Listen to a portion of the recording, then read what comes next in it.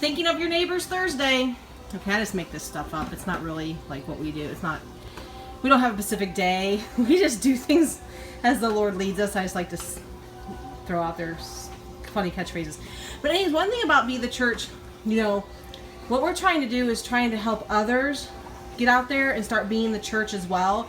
If you're a born again believer and you're part of a church body, how can you, you know, what's some of the things that you can do to be the church? To when you, after you leave your pew on Sunday, what are some things that you can do? And this is just something that we do. When I make, you know, a meal or whatever, I always make like a big batch. So you see, like, there's a big stock pot there.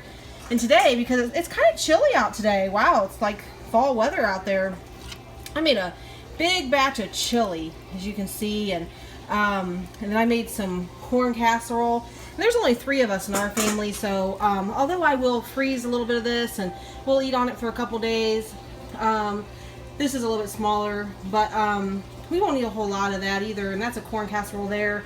But I think of who could be blessed by, you know, if I'm already cooking, I'm already taking care of my family, do I have some neighbors that I could bless? Are there some people in my church that, you know, could be blessed by maybe a bowl of chili and a little bit of corn casserole?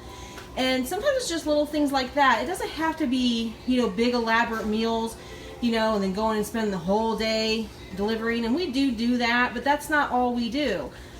We want to show you how you can be the church too. And so one way in doing that is, you know, just make a little bit extra than you would normally make for you and your family.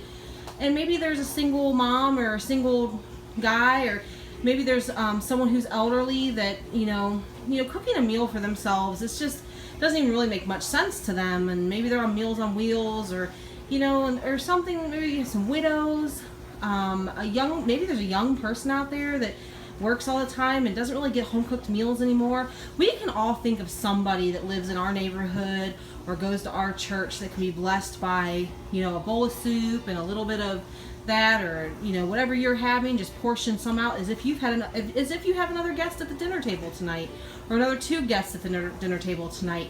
And so that's just one way, you know, that you can go out and be the church and bless somebody and just, you know, really make their day. And you know, it's just really the little things, guys. You know, washing the feet of people around you, it doesn't take a lot of effort. Sometimes God will call us to do things that are going to be, you know, very time consuming and take a lot and be very draining, but there's other times where it's just something so simple. You're already cooking anyway. You're already making spaghetti anyway, so why not just make a little bit more for that neighbor next door, or someone down the street, or someone in the church that might have a need. You know, it doesn't have to be anything great. The smallest thing nowadays, it means something, because we live in a very selfish age right now, and we live in an age where we just don't think a lot of other people anymore, and people they're just dying for love. They're dying to have companionship. They're dying to have somebody come alongside them and just love them, just make them feel special for a day. Sometimes it's just smiling at the strangers while you're in the grocery store. I always try to keep a big smile on my face when I'm at the grocery store, because people don't even see people smile anymore.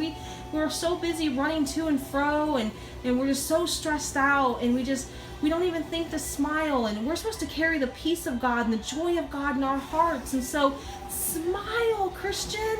We have so much to be thankful for. We have so much to be happy about.